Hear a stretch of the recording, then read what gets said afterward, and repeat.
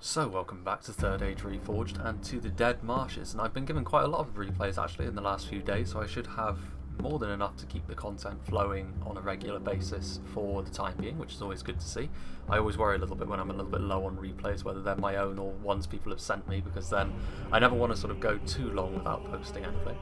But yeah, this is the Dead Marshes, and this is going to be a team free-for-all, so we're going to see a 2v2v2v2. And we'll start off with the player who sent me the battle replay and his faction. That's going to be Engsfitz, who is playing as Linden.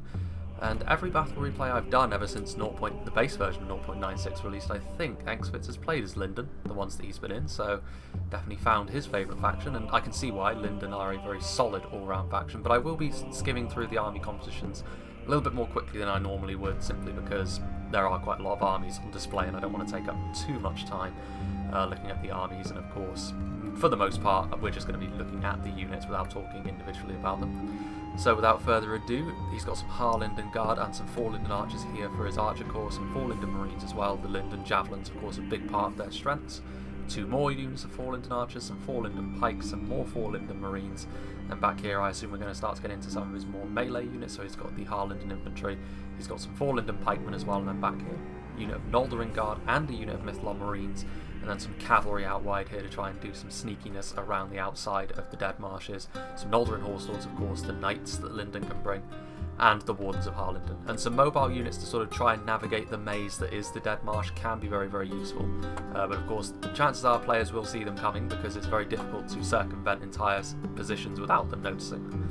And Exlop is going to be Engsfitz's teammate, and he's going to be playing as the Dwarves of Erebor, so some pretty good synergy there between those two factions. He's got some Ironfoot crossbows at the front, of course. No long-range archers for the Dwarves of Erebor, but they don't really need it as much as some other factions would.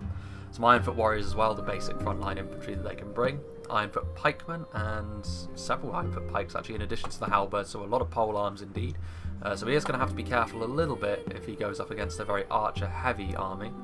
Some Axe Guard of Erebor out here on the flank for some nice shock troops. A Dwarven catapult, and a unit of Merc Cav back here for some melee cavalry and some more Axe Guard. So, fairly balanced army. No Uber tier units, I don't believe. Well, there's some Erebor legionaries here along the front as well, which of course are the slightly stronger version of the Ironfoot warriors. However, we shall now move clockwise around the battlefield, and we shall start off with Biozazard 77, and well, that's the only way I could picture that that's meant to be spelled or said. Anyway, Rune is pretty good up against the dwarves if you bring the right sort of build. He is rather separated from his allies, so they do need to be careful they don't get picked apart from 2 angles. But he's got obviously a front line of Loke Flagrim, as most runic armies are going to have, and some Loke Gamprim just in behind for support, and some Scion Room, so he's got all 3 of the front line runic units. He's also got some Carmel's Dragon Knights and some Loke Inas Rim, so decent cav force, not overly numerous, but still there's some quality and some good damage potential there. Some Baltroth Tribesmen for that Javelin pressure, which again could be useful against the dwarves, in addition to the Eastron Crossbowmen, Variag Mercenaries, Loke Narim, and he's also got some Shadow Guardian over here, as well as some Eastron Warriors, so a pretty beefy looking army here from Rune. And they've set up in a decent position, but the dwarves and them are so far apart that honestly there'll probably be a bit of manoeuvring before anything really happens. His ally, Belisar, is going to be playing as Khan, so again, a rather lore-friendly alliances to a point so far. We've got a Black Powder Hwatcher here up on the hill, which of course can be quite damaging, but very, very inconsistent with how many casualties it can inflict. Nomadic Marauders, obviously, Nurad Footmen and Halberds are the quintessential front line for Khan. If you're in this sort of situation where you know that the cavalry is going to be somewhat limited by the terrain, then you can't go far wrong with a front line like that. Very, very durable. Mariag Bowmen as well, pretty durable archers. And then up on the hill we'll start to get into some of their more serious units where we've got some Nomadic Infantry and Nomadic Light Infantry at the front, so more bowmen.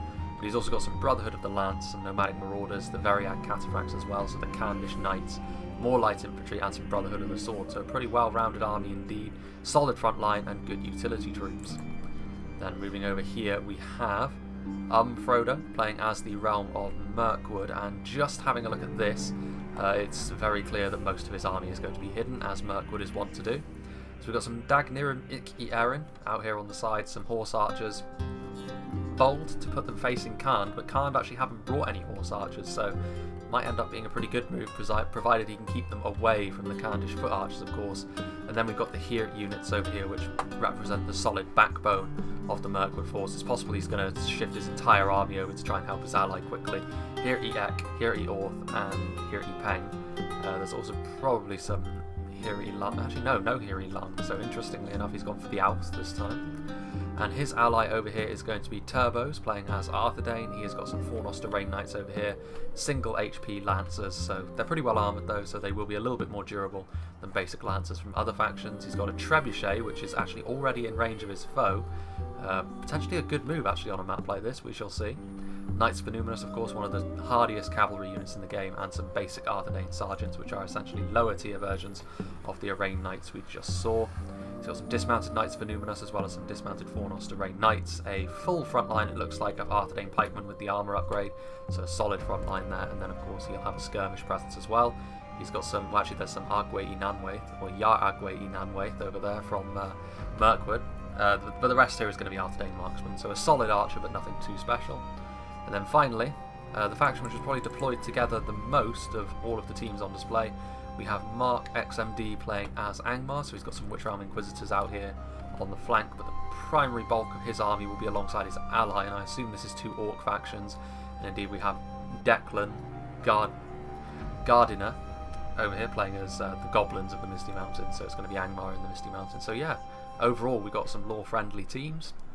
He's got some Guardians of Khan Doom and Gundabad Guard and Blackwatch Legion here at the front, so obviously very, very solid Angmar infantry. Definitely looks like they've gone for a little bit more quality, whereas Misty have gone for the quantity. So we've got some more Blackwatch Legion, we've got some Trolls of Angmar, Witch Realm Blackguard, Witch Realm Hammer Guard, and the Witches, so all of the high quality units are on display, but he's left himself a bit exposed in terms of numbers. He's definitely going to be reliant on Declan over here and his Goblins, providing some cushion for his high tier units. Black Uruks will do decently against the Elves as long as they don't get shot up. Some Snow Trolls, some Heavy Goblin Archers, Bolg's Champions as well, so again, very, very solid anti-cavalry unit there. And a full front line of Heavy Goblin Halberds, actually, interestingly enough. Some White Uruk Fearmongers, he's got some Heavy Goblin Spears out here on the flank, some Blackback Mountain Berserkers with the General in it, and some Heavy Goblin Crossbowmen. So, be interesting to see how this goes. It's not an overly long battle, so I would imagine, actually, that we're going to get straight down to business in one way or another. Now, the Trebuchet is probably going to be firing over here, seeing as the Trebuchet was already dialing in a shot. Here we go. They're going for the Blackwatch Legion, interestingly enough. No sound effects on that Trebuchet. Interesting. Only the sloshing water. But I'll be interested to see how this actually turns out. Let's go and see actually about the Mirkwood forces, and indeed all the Heer units are moving over, and indeed a lot of the hidden units have now revealed themselves. We've got the Agwe Inanwaith, we've got the Aridirith Amon Lang, Delupeng E Amon Duia, and then the Thurny Tower, of course, all of the Mirkwood units that can hide. I'm actually a little bit surprised here that Arthedain and Mirkwood are thinking about pulling back, considering that they certainly have a huge skirmish advantage over the Orcs, and they could certainly leverage that. On a map like this, it's going to be more difficult for the Orcs to try and spread themselves and get to the skirmishers of Arthedain and Mirkwood. Especially seeing as Mirkwood's real strength lies in their ability to hide, and maybe they could pop up later on in the battle, but as it is, if they back themselves into a corner, it's going to be very obvious where the bulk of their forces actually are. But I think I will actually make a cut here, because as soon as the battle begins, I imagine it's going to be quite quick, but there is still a lot of ground for all of the various armies to cover. So we do have a bit of skirmishing going on here. Not as big a cut as I was actually going to make, but it does look as though the sort of 2v2s have already been decided upon. It's going to be the Linden Erebor Alliance up against the Orcs, and the Evil Men will be facing off against Mirkwood and Arthedain. Interesting to see how this will work out. Now, obviously, the Wardens of Harlingen just trying to chip away at the numbers of the Heavy Goblin Spears, but they do actually need to keep clear of the Bolg's Champions. It might actually be worth targeting down the Bolg's Champions. They are without a shield, and they are certainly a little less durable than the equivalents from Isengard and Mordor. Melkor's chosen, and the Champions of the White Hand considerably tougher. The Bolg's Champions are cheaper. They'll be taking several arrows in the back. They are going to stand up to this for a little while. They still have decent armor powers, and they do of course have multiple HP. Definitely not the sort of unit you want to see get skirmished down early on, however. I'm just going to sort of have a look from on high. It looks as though Linden, they will be content to just try and skirmish, and the Harlingen Guard will also help that. But yeah, based on how Angmar has sort of set their line up, I mean, they do have some Goblin Trackers actually over there, and some Snaga Stalkers that were hidden, so they do have some lower tier units, but they are definitely going to need those Goblin Trackers in order to try and prevent their ally, the Misty Mountains, from being skirmished down too heavily by Linden. Because if Linden is allowed to do that and then the Dwarves are allowed to follow through on them, the Misty Mountains are not going to be able to withstand that for all that long. Let's go and have a look over here though, where Khan, again, just in the middle of setting up, and they definitely have a bit of a terrain advantage here, Khan. I mean, not all of the Arthur Dane and Mirkwood army is going to be able to set themselves up on this hill, but Khan is going to need the assistance of their ally, and actually it looks as though Rune are going to try and cycle around this way here, which might be a good idea. They might be able to catch the enemy between the two armies, but this of course does rely on the fact that Khan might need to withstand the assault of both Mirkwood and Arthur Dane for some time. The Hwacha actually causes the screen to shake in a rather gross fashion, but they aren't really hitting much of anything, and they're too far out of range really. Oh, that's a horrible screen effect that the Hwacha causes. Let's get a little bit further away from it, but it is getting some hits, but ultimately they probably should have waited for the enemy army to set up a little bit more before they open fire, because the Hwacha is only as expensive as a ballista, which means it isn't the most expensive piece of siege equipment. But having said that, you still want to get as much value as possible out of it, especially seeing as how Arthur Dane and Mirkwood here have gone pretty cav heavy. So if you can cut down on the amount of infantry they have, then you should be pretty good on a map like this, which is more narrow and choke pointy. Just keeping an eye actually on the map up here, you can see again Linden continuing to just be content in skirmishing down. The halberds are being skirmished with. The Bolgs champions are coming out to try and zone them out. This is going to be no good, I think, for the Bolgs champions. They're immediately going to be targeted by all of the archers Linden can muster. And if you lose the Bolgs champions, you lose one of the main deterrents against the Noldorin Horse Lords, which would make mincemeat of an exposed Orc back line. Only really the Trolls would be able to deal with them. And actually, the Noldorin Horse Lords are coming forward. That's a bold play, because the Bolgs champions are no pushovers in melee. In fact, if they were fully healthy, this might even be the sort of fight they could just about win. But in the situation that they're currently in, definitely not. They took a charge, so more of them did fall. The Wardens of Harlingen coming back in, so yeah, the Bolgs champions are shaken. Let's go and have a look over here. The Dag Nirim are trying to skirmish with Rune, and actually Rune is in real danger here because they have really blobbed up, and there's a huge amount of casualties there from the trebuchet that Arthur Dane has inflicted. The Dag Nirim, however, they are going to get into shooting circle, but they will not do too well underneath the Runic skirmish force, although Rune, again, they haven't really set their archers out in the ideal position. Rune need to spread their army out a little bit more, I think. Just trying to sort of absorb the trebuchet fire by spreading your army thinner might be the way to try and deal with this, but as it stands, the trebuchet is well on the way to paying for itself, because that is a big cluster of crispy bodies that it has left in its wake. Carmel's Shadow Guard, Impetuous. There's also this Easteron Warriors, but Rune are menacing, and of course Khand on the other side. So Mirkwood and Arthur Dane a little bit caught between the two armies, but they do have a lot of cavalry. They have some skirmish power as well. There goes the Hwacha again, firing in on a much better target over here. A nice concentration there of Mirkwood's more expensive units. Let's go and have a look. Is the melee fight about to get underway? It might very well be. My frames are suffering a little bit with so many unit models on the field. Yeah, we've got some heavy Goblin Spears making up the front line, but again, this is the problem when you face off against Linden. Just before the battle starts, their Javelins can really help tip a fight in their favour. And also the heavy Goblin Spears are an anti-armour unit, which Linden are going to very much enjoy facing off against. Harlington Infantry will easily defeat heavy Goblin Spears, especially with the backup of these quality pikes. And I think, sensing this, Declan is going to send forward his Blackback Berserkers, but what they really need is some of the units from Khandu. But it looks as though Angmar are going to try, at the very least, and circumvent the situation and come in from the side, much like what is going on the other side, but it's not going to work out quite so well, because Angmar doesn't really have the numbers to pull this off. Now, there are only a few Linden units up here, but the Noldorin Horse Lords are here. Now, they would lose to the Witch Realm Inquisitors in a 1v1 melee, I think, but there is also the support of these pikes over here. There are also those Wardens of Harlingen. I don't think Angmar is going to have enough to make this stick. Actually, let's just turn the speed down while everything happens. And indeed, the Witch Realm Inquisitors are actually going to try and escape this fight, which is understandable. Gundabad Guard are following through, however. With the dwarves sort of going up around there, the dwarves are going to have a fresher army, because you would have to imagine that the Misty Mountains are probably not going to do too well out of this frontline engagement. Linden are very much going to enjoy this kind of fight. There are a lot of arrows flying in, which will be a problem for the Forlinden pikes, but the Harlinden infantry here on the front line, this is exactly the sort of target they like to go up against. One who puts all of their eggs into the armour-piercing basket. Over here you can see more javelins raining down upon the Misty Mountains front line. The Black Uruks are now present, as are the Trolls. Now the Snow Trolls are something to be concerned about. Not the easiest things to bring down in a sustained fight. The Dwarves might need to commit some of their own units forward to try and stop the Linden line from being buckled. But meanwhile, let's go and have a look over here. We can see Biozazard.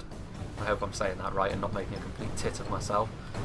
But the Loke Scion Rim and the Loke Flag Rim are slowly but surely advancing into position. Now there's actually this little hill actually over here that Merc would have set up the position of one of their arch units on, but that does give the Variag Bowmen a nice angle of fire. Meanwhile, what's going on over here? We can actually see the Arthedain Sergeants charging right head on into the nomadic infantry here from Khan, so archers. The Arthedain Sergeants are probably the most throwaway cavalry unit that Arthedain have, that this team has brought. So I can understand why they've done this, but I wouldn't expect them to get too much in the way of damage done here. And of course, if they break, there's going to be no chance of them coming back because they're right on the edge of the map.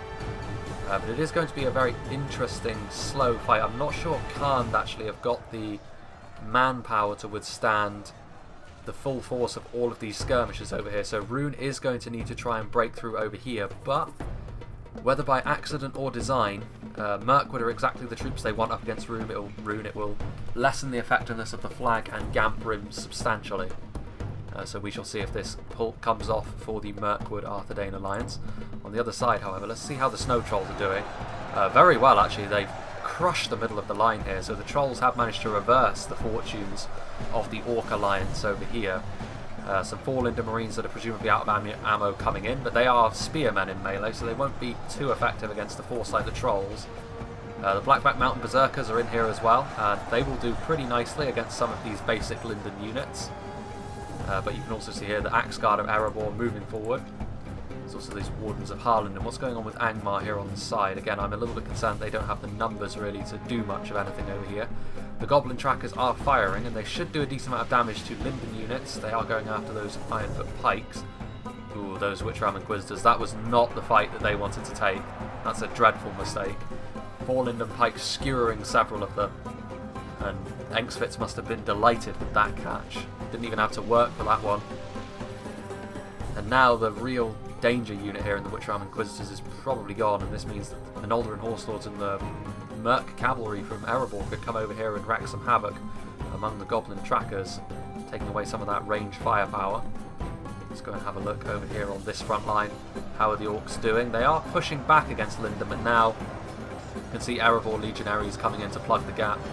And also there are still those 4 Linden Marines which do have a nice angle of fire into this big old goblin blob. Several of those units actually starting to rout. So some pretty grievous casualties here being inflicted. And all of the cavalry is actually going to come over to this side now, which would be an interesting choice because that would put them in full view of the Ironfoot crossbows. You want to avoid them with your cavalry if at all possible. Some Blackwatch Legion being committed, so really this frontline fight is going to decide everything, and I imagine based on how it's been going so far, once those Snow Trolls peter out of existence, this is going to go in favour of Linden and Erebor. Meanwhile, once again, oof. Well, there goes the Dwarven Catapult, getting a nice bit of friendly fire there on the Linden General. Meanwhile, here on this front line, the Mirkwood Infantry proving its superiority to the Runic Infantry, of course. That armour piercing usually that stands Rune in such good stead against most of the people it fights. But here, Mirkwood very much in the ascendancy with their infantry. Now the Heer Peng probably won't like being in a skirmish fight with quite so many runic units. However, there are crossbows back there as well, which is going to be a bit of a problem for any ranged units. And I think the Evil Men Alliance knows that they can't really afford to sit back and wait because of the superior skirmishers of Mirkwood and Arthedain. So the Nurad Footmen and the Nurad Halberds are coming in. Now the Dag Nirim are doing something rather strange here. I think they are out of ammunition, so they're just trying to disrupt proceedings. Meanwhile, what's going on up here? Knights of Enumenas going in hard on these nomadic light infantrymen and backed up by some Mirkwood bowmen and some dismounted Fornos to Rain Knights. Those nomadic marauders, however, will put a bit of a hurting on the Knights of Illuminus. There are also the Brotherhood of the Sword coming forward. So once again, I think it's about time we lowered the speed just a little bit while all of this happens. Obviously, those nomadic light infantry are going to be no match at all for any of these units in melee. But the Brotherhood of the Sword will do decently even against Elven units, and the very Cataphracts coming forward to try and meet the Knights of Illuminus in an honourable confrontation. Actually, I think Khand is going to try and send over some reinforcements up here to secure the high ground, and then maybe try and go in from the side on this Arthedain line. Be interesting to see if Mirkwood has the manpower to contain Rune, and I would suggest they probably do based on the amount of men they still have remaining. The Runic forces really not enjoying going up against this professional Mirkwood infantry. They do have quite a lot of units back here. The Eastron warriors won't be too much of a factor, I wouldn't have thought. There are also some Arthedain cavalry units over here, just bottling up the Runic cavalry and forcing it to act defensively. I quite like that. Trebuchet is still firing, probably going to try and snipe out the Carmel's Dragon Knights, which is interesting. Not necessary at this point though. The Carmel's Dragon Knights are completely immobile in the fight. You don't even need to deal with them as such. Now the Witch Realm Inquisitor is going to try and get a rear charge, but again it's on pike, so as soon as the pikes turn around and get attacks off, more and more of those Inquisitors are going to drop. I can understand why they want to do this. They want to try and break through, and they're not going to break through with Gundabad Guard and Snaga Stalkers in as lower quantities as they have them. But there are Blackwatch Legion over there, which are basically tailor-made for crunching pike formations. There goes the Misty Mountains General. Blackback Berserkers. Very, very good in burst, but they're not the most durable unit in the long run. The Trolls of Angmar were committed as well. They probably should have been committed along with the Snow Trolls to ensure maximum efficiency. But you can see here now that the Orcs' days are numbered. Linden and Erebor have wrapped up the line. There are still Blackwatch Legion over here, but the back lines are now compromised. Noldorin Guard, all of these heavy Goblin crossbowmen, which potentially could have actually had some impact with regards to the casualties they could have inflicted, but now you can see the mercenary cavalry is going to be riding them down. And now the Orcs very much on the run. There are still some Witchers, which, if they get a nice shot into the blob, that could affect that could prevent Linden and Erebor from winning in the late game, depending on how the other battle goes. So the Orcs at this point are rather going to be limited to spoiling the game for Linden and Erebor. The Witchers really do need to fire their payload quickly, otherwise they are going to be caught in melee by the Noldorin Guard. It doesn't look as though they are going to be able to get a good angle, and indeed the Noldorin Guard are probably going to chase them down at this point as soon as the cavalry sees them. It's going to be curtains for them. More Guardians of Khandoon. Snaga Stalkers actually getting in and around the flank, so these Dwarven Pike units probably will fall by the wayside actually. There is the Dwarven Catapult, which if I were Eggstop, I'd probably be saving that catapult ammunition for whoever you're fighting in the late game. Conserving a bit of skirmish ammunition and forcing a depleted opponent to come after you is basically a confirmed victory. We shall see. Let's see what's going on back here. We can see 4 Linden Marines. Not going to be able to have much success against Witch Realm Hammerguard, but they are at least occupying them in melee. The Witch Realm Blackguard are over here as well. I don't think Angmar's army selection was really what was necessary on a map like this. Going quality heavy is very possible if you want to sort of confine it to a choke point, but they didn't have enough units. And going into a battle with a numbers discrepancy against the elves is always going to be... You're always going to be making it difficult for yourself. What's going on over here? Blackwatch Legion coming forward. Yeah, the Orcs actually are going to win on this front, but it's not going to be worth all that much because you can see the Ironfoot Halberds already forming up halberd blocks. That was some absolutely dreadful friendly fire. Anyway, let's go back over to this other fight because I think we're going to be seeing Linden and Erebor in the final. But the Carmel's Shadow Guard moving forward, and again you can see Rune have been able to make absolutely no progress here really against the Mirkwood front line. A lot of Mirkwood's forces have fallen as well, to be fair, but they've thrown a lot more men at this than Mirkwood have. How are Khand doing? Khand are actually doing very well. They've broken through the first line of Arthedain, and this is where investing too much in their cavalry here might come back to haunt them. There's a lot of the Mirkwood skirmishers trying to give them some support, but these Nurad footmen are very resilient to arrows, so Khand at this point could well turn this fight around. All of this AP is going to be very useful against Arthedain. However, not so useful against the remnants of Mirkwood. There's some dismounted Fornos to Rain Knights up here on the hill. going after a somewhat depleted Brotherhood of the Sword, but still functional. There's also these nomadic infantrymen over here. A lot of line battles going on in this fight, and what is going on here? That is the Veriag Cataphracts getting in behind the line. Dismounted Knights of Illuminus holding down the flank against Nurad Halberds. Now the AP is a significant factor, but the Knights of Illuminus are such a solid infantry unit that you would expect them to clean up a somewhat battered, well, I say that, but that is Nomadic Marauders in behind the line. Arthedain are really struggling here. And honestly, if Rune have sufficient reserves, they're going to be able to clean up Mirkwood as well. Those Yar Agwe Inanwaith and the Aradirith Amon Lank are going to be a significant hurdle to overcome. And the Delupang. Speaking of the Delupang, they have destroyed the Khandish war chief. He lies slain. And Khan, yeah, you can see Khan starting to rout off. So it looks as though, despite some scares, Arthedain are going to be able to hold it together. And Rune's assault has completely fallen apart. So I would say with some confidence that it's going to be the Mirkwood Arthedain alliance going up against Linden and Erebor in the final clash in the middle of the Dead Marshes. The Scion Rooms slowly but surely marching towards the front line, but they are taking casualties on the approach from the archers. And now you can see over here those 4 Nosterrain Knights getting into those Easterong crossbows, one of the few units left which could cause some pretty nasty casualties. There's the Carmel's Dragon Knights coming in, however, and the 4 Nosterrain Knights will not do too well against Dragon Knights.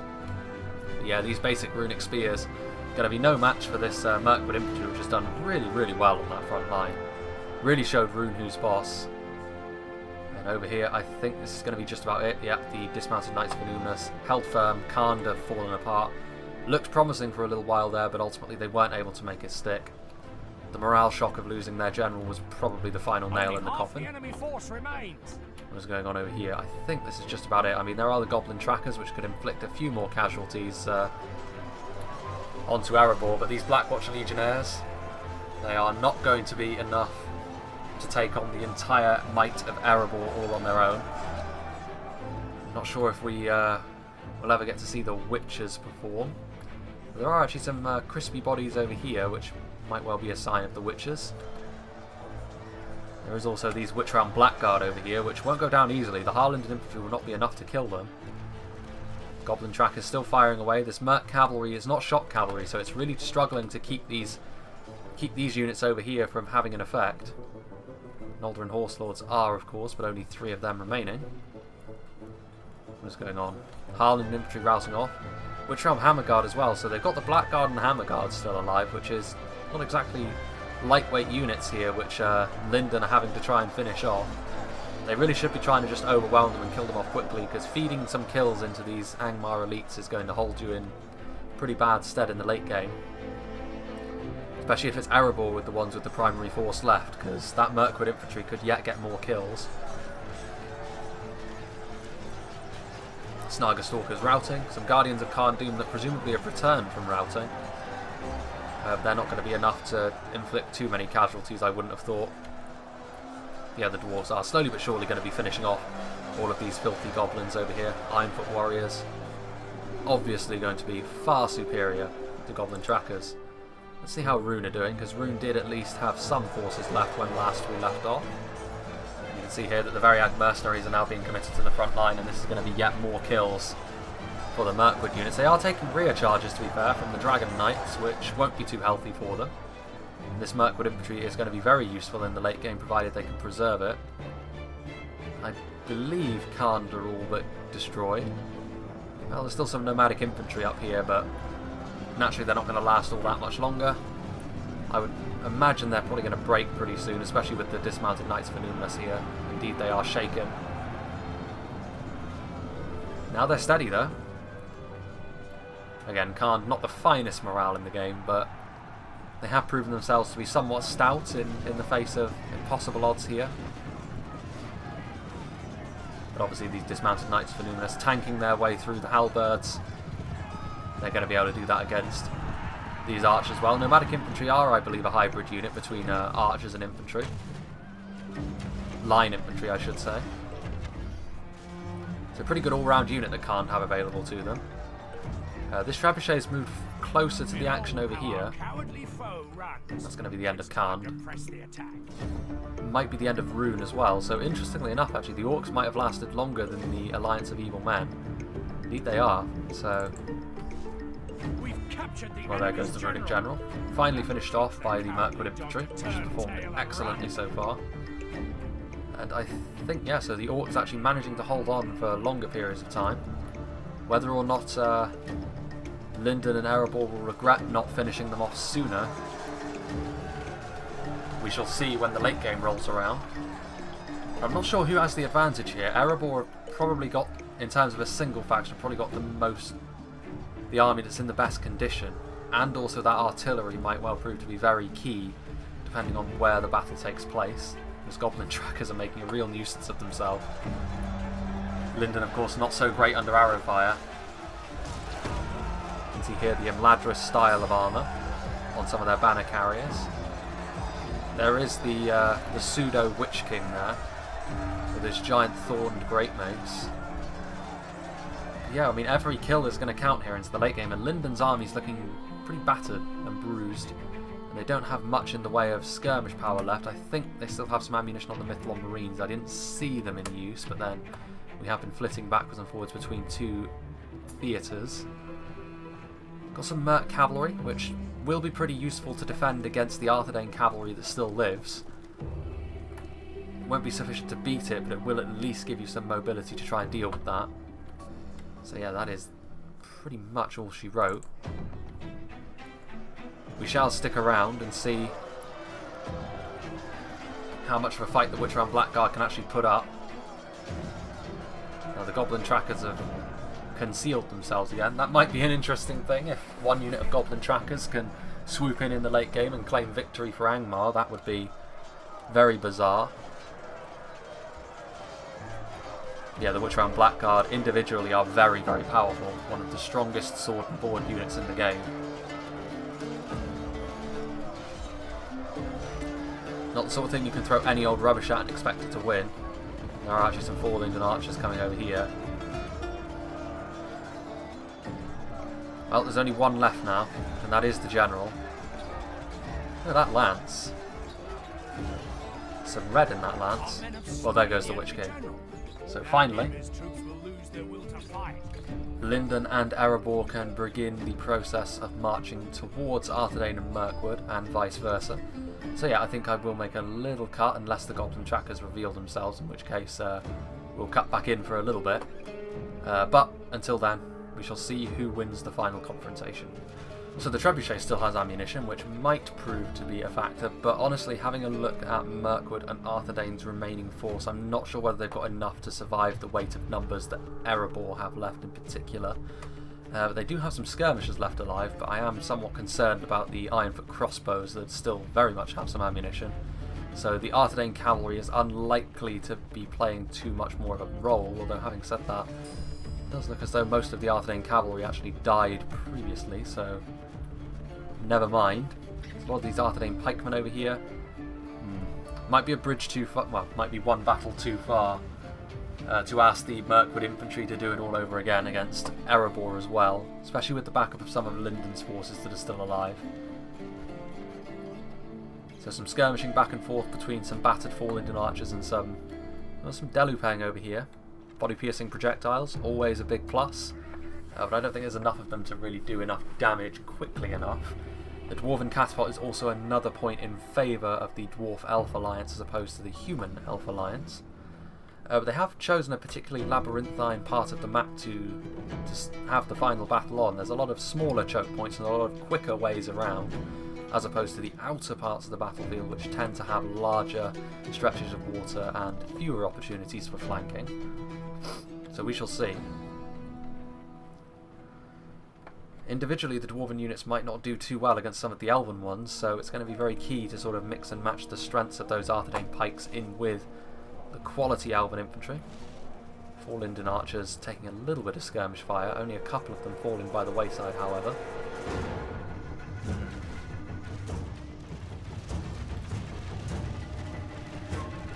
Forlingdon archers, there are a lot of them, however.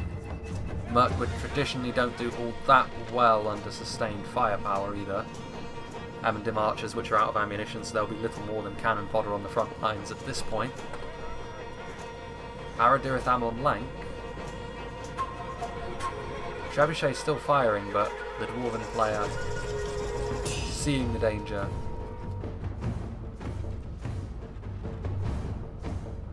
and putting all of his men into loose formation. My fan in my room is making quite a strange noise. Nonetheless, Delupang out onto the flank, but they are immediately going to be chased by units which are a little bit more expendable here in the late game. Archers are out of ammunition. They're also taking quite a hefty amount of counterfire, which of course Rangers in general are poor at. Not the best at dealing with it, but you can also see here that Mirkwood and Arthedain trying to consolidate their strength into a narrower point of the battlefield. But ultimately, I don't think it's going to be enough. I mean, the Trebuchet is moving, but Trebuchet is also rather exposed at this point. Linden sending forward some individual units. The Agwe Inanwaith, however, easily going to be able to deal with some Harlanden Guard. Very strong melee unit as well as being a very good archer unit. And the Aradirith as well are a particularly strong melee combatant, so 4 Linden archers are likely to be no match for them, even with their focus on AP. I'm actually very surprised that the dwarves are not moving forward with a little bit more gusto. I would have thought that they would feel like this was theirs for the taking. The Ironfoot crossbows are firing in, and presumably they're just going to try and use their crossbows to put victory beyond all doubt here, which of course is going to prompt Arthedain to move forward. Rather than simply be shot to death, he is going to move forward and try and die in melee. But that Linden flanking force did quite poorly, and this represents a chance for Mirkwood to go around here and try and hit the dwarves in the rear, which at this point they're going to need to try and do. They're going to need to try and spread the strengths of the Linden Dwarf Alliance out a little bit here, because if they just try and take them on in one choke point, the numbers of the dwarves is just going to be enough here, and too much of the Arthedain force that's left is made up of very ropey looking skirmishers in melee with Erebor legionnaires. They're not going to... legionaries I should say, they're not going to stand too much of a chance. And the Axe Guard of Erebor are also going to be right at home in this sort of situation. But credit to Arthedain for moving forward, and they do still have some of those dismounted Knights of Illuminus. And here comes the Ironfoot crossbows, trying to skirmish with those Mirkwood infantry units. Amendim archers trying to sort of occupy the flank, but that force is not going to last all that much longer. Agwe Inanwaith. The Aradirith still have ammunition actually. It is, you know, maybe more finely poisoned I give it credit for, but then I know the destructive power of crossbows in the late game. And I can't help but feel as though these Arthedain pikes and the Fornoster Rain Knights, provided Exlot picks his targets well and positions his crossbows in the correct position, it's going to be a bit of a bloodbath for Arthedain. Although having said that, a lot of these Elven units manage to get into melee without too much of a problem. They will do quite well against all of these Erebor units, particularly with backup. For the moment, the fortune of battle goes our way. Let's pray and remain. Mythalon Marines still have ammunition. That's not good news for the Yaragwe Nanwe. Going to be able to finish off those 4 Linden archers, but they probably won't be able to get through the Ironfoot halberds as well. They'll do their best though. Pikemen being brought in, those Fornoster Rain Knights and Knights of Illuminus coming in, adding some real strength to this front line, but now unfortunately the Amendim archers over here collapsed. Mercenary cavalry's fighting something. That is the remainder of the Arthedain cavalry actually, so here it is, the Fornoster Rain Knights. That's a very strange place to put your general. I felt sure they had it in their Knights of Illuminus, unless it was just the remnants of both units over here. But now the mercenary cavalry is in behind. This is actually where the Dwarven general is. Another strange unit to put your general in. A unit which you're going to traditionally have to use as a blocker for very powerful knights. The Aradirith are coming over here now. Oh, hello. Dunedain Rangers. Trebuchet crew is still in effect as well, but I mean, this isn't going to be the end of days. If this was a unit of Lancers or Knights, this probably would be enough to seal victory for the Dwarves and Elves. But seeing as it's just Merc Cavalry, that isn't going to be the case. And indeed, there are Arthedain pikemen mixed in here as well, so the longer the Merc Cavalry stays here, the bigger the chance that the Dwarven General is going to fall away. Arguete Inanwe's pulling back from the Mythlon Marines. The Aradirith are now moving forward. They're going to try and shoot from point blank. There goes the Dwarven General. They may lose heart and flee. That AP might be just the sort of thing that could help out other Arthane pikemen and routing and broken. Yeah, the dwarves have just got too much manpower left, I would say. A whole nother unit of... I can't believe you just disrespected me like this with your V10. Anyway. You see some Ironfoot halberds and some Mythlon Marines. Dalupeng still have ammunition, but even with the body piercing, it's not going to be enough anymore. Arguete Inanwe circumventing the situation, but there goes Thranduil in the first of the engagements with those Mythlon Marines. Yeah, it's only a matter of time, I would think, before Linden is going to have victory. It looks actually as though the Mirkwood Arthadane lines will probably admit defeat based on how many frames are left. Not going to force them to try and chase those Dalupeng, Eam and Dwyer to the ends of the earth, which is fair enough. These 4 Linden archers are about to collapse in on the back of the Aradirith. They gave it their best try, and they did have a chance in the late game there, but ultimately just not enough of a chance. Erebor had a very healthy army going into the late game, whereas Mirkwood and Arthadane both had to commit quite a lot of resources to overcoming Khand and Rune. So yeah, well played, Erebor and Linden. Victory for the Player 1 Alliance.